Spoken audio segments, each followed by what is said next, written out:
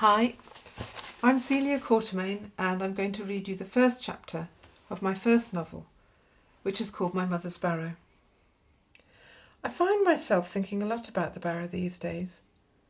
Waves of green are waiting for me when I wake up in the morning. The shadow of an old tree dips behind my eyes when I fall asleep at night. The smell of salty earth prickles my nose when I'm drinking tea, stroking my cat, or just staring out of the window. I have to admit it's becoming an obsession.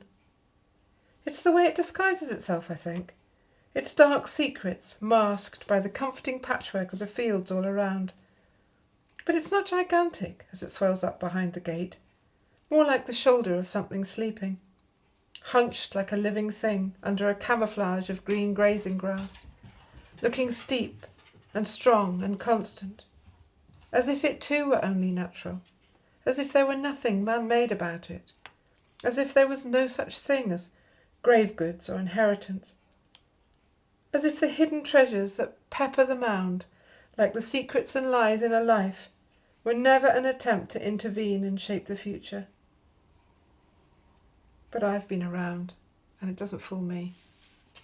Looking back, there must have always been clues, but nothing has ever been written down. Not until now, that is. Who would take on that responsibility? I have come to see that, like everything, it's all about context. As you look at it from the road, the Barrow's significance creeps up on you very slowly. You can see where the last gatherings of an old forest straggle on around the base of the hill, like the tall, spindly men hanging round a bar on a Sunday evening, trying to spin out the dregs of the weekend.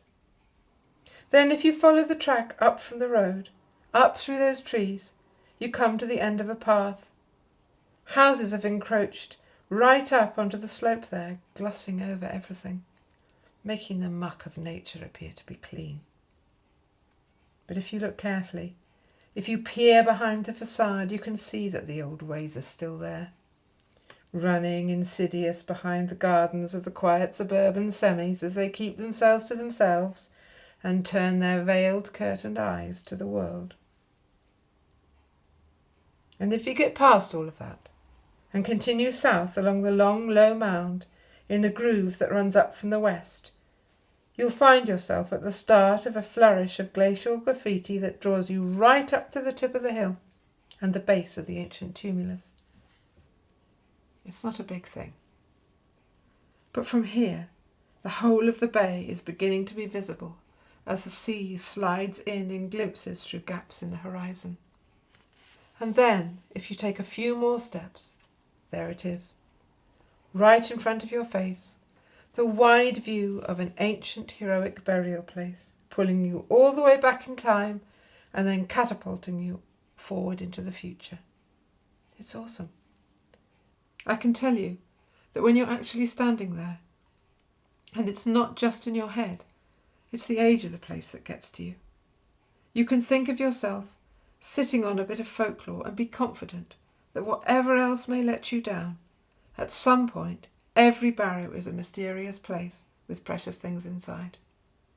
The way in is always dark and narrow, and at the heart of the tomb, a monstrous scaly creature guards the hoard. I knew it before I saw it for myself, because that was what the story said. And you find yourself thinking that perhaps in this barrow the dragon is still there, deep inside the hill. Or perhaps it was unleashed hundreds of years ago, when this last resting place was first bought and sold like a chattel. All I know is that this little bit of land is my mother's treasure. A bargaining chip in every squabble, a thing to be wielded, to be offered and taken away again, to be made legend over and over again with each new version of the truth. But enough of all that. There'll be no speaking ill of the dead here.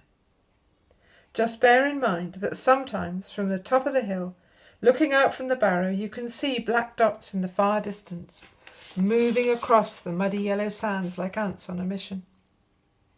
I understand that the walk across the bay at low tide has always been a unique and hazardous experience. Deep under the beach, 3 tidal rivers turn the sand into a danger zone, but that doesn't stop anyone. This is a journey that tempts people on 2 fronts. It's all about excitement and history as they try to join the myth and defeat the danger in one epic trek. And neither have the warning signs ever stopped entrepreneurs. Ever since the Celts first looked out at the bay from the Barrow, through all those years when the land around was absorbing wave after wave of migrants, successive scraps of humanity have clawed a living out of that mud. If you could scan the sand for corpses these days, how many shrimpers and cockle pickers would you find sunk beneath the Swallow of Moat Bank? One thing of which I am sure is that in the evolution of economic necessity, going back over generations, the seabed harvesters have in some ways changed and in some ways stayed the same. Workers have transformed from the old and ill and orphaned into the poor, displaced and deluded. But it's still the small change of human currency, those silently choking at the bottom of the pocket of the global economy who look to the fruits of the bay and hope for a better life. For some way out. Any way out. Because if you were to take a walk in the wet, salt-soaked shoes of these people, you would find it possible to imagine that to sink into the sand would be a tragedy, but it would also be a release. And if you could x-ray this golden sludge now, there they would still all be, in their splendid variety, a suspended animation across the centuries, contorted like a corps of dancers, still joyfully scrabbling to escape the escape. Meanwhile, up on the brow of the hill, an old tree stands, bent into a stoop by relentless years of weather and the warring of winter winds off the sea. Night after night now, it listens to the faint hiss of traffic that fills the air like the songs of tropical frogs, singing the whole of Liverpool on its way home for the night.